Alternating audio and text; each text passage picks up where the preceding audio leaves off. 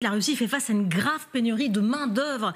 Il va falloir recruter 2 millions de travailleurs par an au cours des 5 prochaines années. Regardez ce que disait le ministre du Travail russe. Le 14 juillet, d'ici à 2030, nous allons devoir intégrer près de 11 millions de personnes dans l'économie. La guerre en Ukraine, elle mobilise des soldats. 700 000 hommes, fait tourner 7 jours sur 7 des usines d'armement, ce qui réduit l'offre de main-d'œuvre pour le civil et tous les secteurs sont concernés.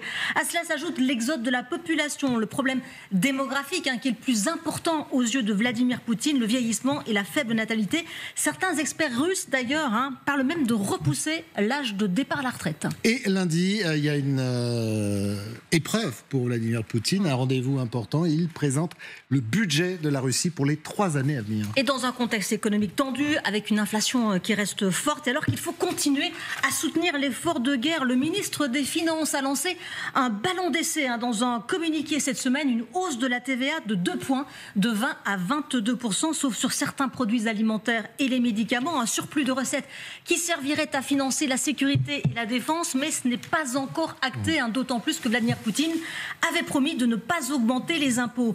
Après 2 années de croissance forte, Christophe, la croissance russe a chuté à 1,4% au premier trimestre 2025. C'est son plus bas niveau depuis 2 ans. La Russie confrontée aux sanctions sur sa flotte fantôme et sur les achats de gaz et de pétrole. D'ici 2027, l'Union européenne coupera complètement le robinet. Et si certains pays européens achètent toujours du pétrole et du gaz, la Hongrie, la Slovaquie, le manque à gagner il est conséquent pour la Russie. 6 milliards d'euros pour le seul mois de septembre selon l'agence Reuters, suite aux réorientations de certains pays sur leurs achats énergétiques. Dernier en date, la Turquie, à laquelle Donald Trump demande de ne plus acheter du pétrole russe, et l'a reçu Tayyip Recep Erdogan cette semaine à Washington, première visite depuis 6 ans, et puis le président américain qui n'a pas manqué devant les Nations Unies cette semaine de nouveau souligner les gros problèmes économiques de la Russie. Merci beaucoup Sylvia, restez avec nous, c'est passionnant. Alexandre Kateb, économiste, est avec nous. Merci beaucoup de votre présence. On va essayer de comprendre si la situation est grave. Beaucoup disent oui. Sylvia a commencé par ce qui est peut-être l'un des mots les plus compliqué pour la Russie aujourd'hui, les usines qui ferment, la pénurie de main-d'œuvre, entre ceux qui sont envoyés sur le front, ceux qui travaillent dans l'armement. Il n'y a plus personne pour faire tourner la machine.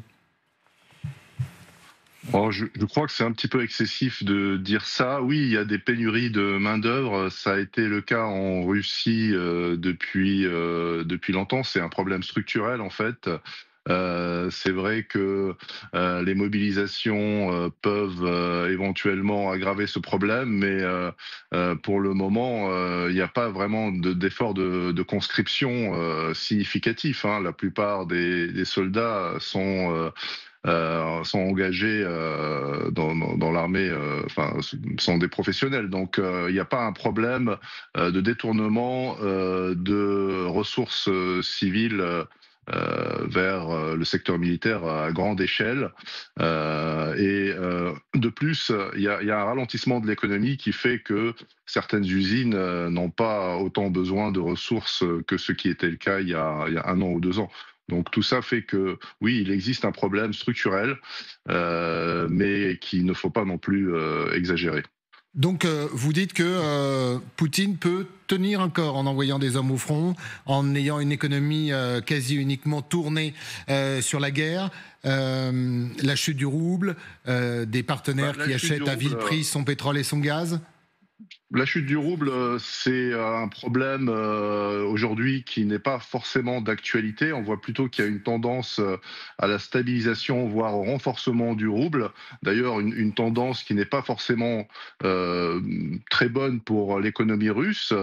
Et donc les autorités ont plutôt intérêt à laisser le rouble se déprécier graduellement, ce qui fait rentrer plus de revenus dans le budget de l'État quand on convertit les recettes pétrolières en roubles et qui réduit un peu les importations au bénéfice des produits locaux.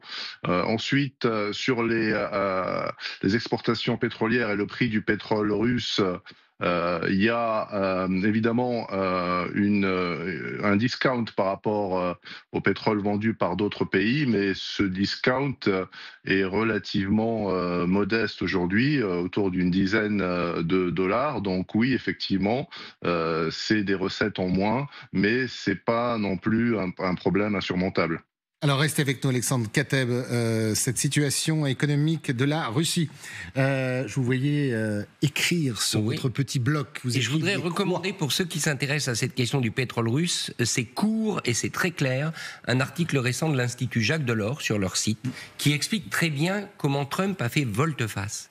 Parce que, vous savez, il y a beaucoup de cohérence, au fond, quand même, dans les actions de Donald Trump, notamment sur le plan économique. Et on en revient à l'argent. Trump a un problème aujourd'hui. Le coût du pétrole mondial est trop bas. Il est trop bas parce que le gaz de schiste américain coûte cher à extraire. Et pour que le gaz de schiste américain trouve des clients, il faut que le pétrole remonte. Pour ça, il veut couper le robinet russe. Et donc, au fond, en coupant le robinet pétrolier russe, il tire sur, il atteint deux objectifs à la fois. D'abord, premièrement, il fait remonter le coût du pétrole et ça lui profite parce qu'il peut vendre son gaz de schiste. Et d'autre part, il ligote les Européens qui ont quand même acheté depuis le début de la guerre, et ça fait partie du problème, 214 milliards d'euros de pétrole et de gaz russe, il les oblige à se tourner vers les États-Unis et il les oblige aussi à se solidariser des États-Unis. Donc derrière cette détérioration de l'économie russe, c'est tout le paradoxe de Donald Trump. D'un côté, il adorerait faire du business avec la Russie. C'est d'ailleurs ce qu'il avait proposé à Vladimir Poutine et il est furieux que Poutine le lui refuse. Mais maintenant qu'il a compris que Poutine n'était pas un interlocuteur, eh bien, il est décidé à affaiblir l'économie russe. Alors, ce qui est intéressant également, Caroline, c'est la situation de la Russie.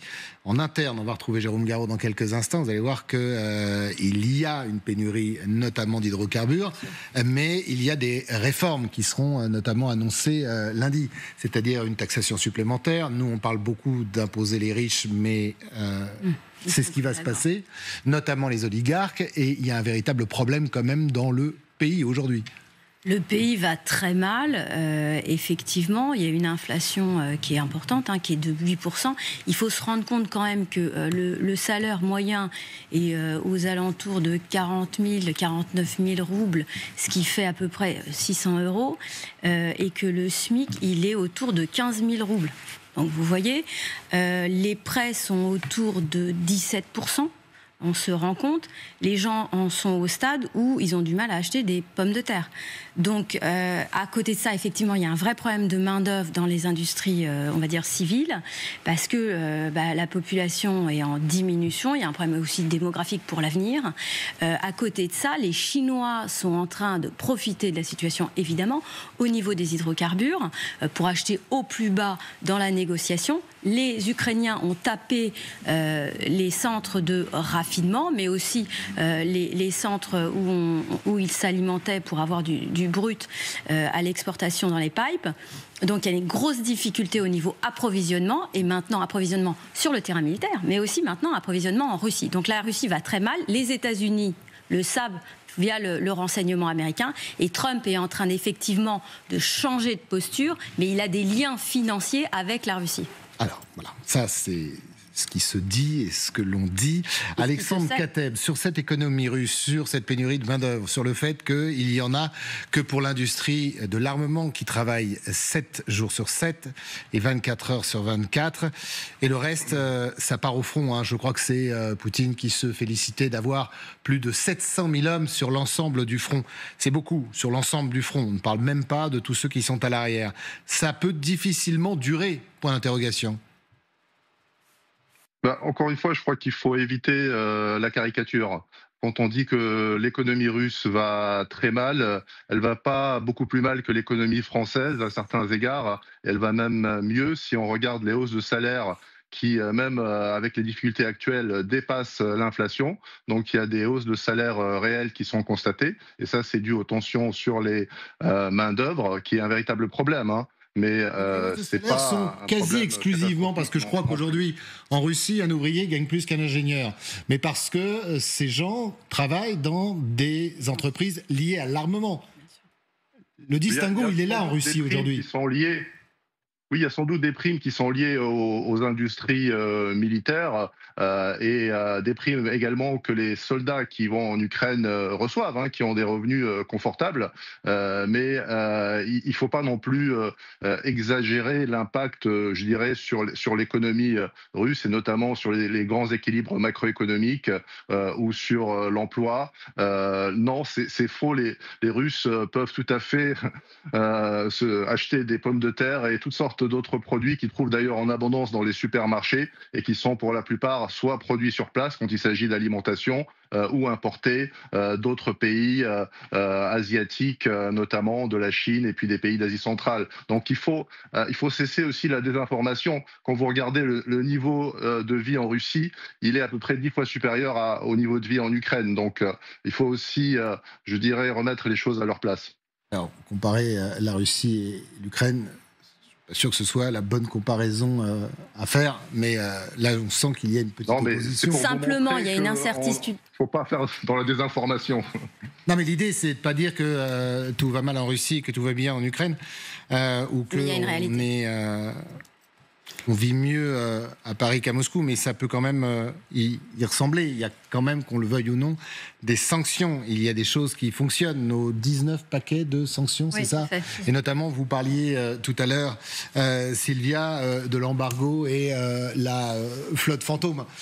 Grégory, qu'on le veuille ou non, quand la présidente de la Banque centrale russe dit que ça va mal, qu'il y a des problèmes, quand Poutine va augmenter les impôts de tout le monde, et qu'a priori, le pays ne va pas forcément bien. La guerre a un poids, qu'on le veuille ou non. Oui. Sans faire de désinformation. Par le ministère des Finances. Donc avec cette réunion en début de semaine prochaine. Diffuser un communiqué pour dire voilà, ce sera pour financer la sécurité et la défense. On l'a exposé de façon très transparente aux Russes. Avec cette réunion donc importante la semaine prochaine, et j'ajoute une autre date puisqu'on parlait aussi de la main d'œuvre. Débute, je crois, la semaine prochaine en Russie une nouvelle campagne de conscription qui est la campagne annuelle et qui est la campagne d'automne.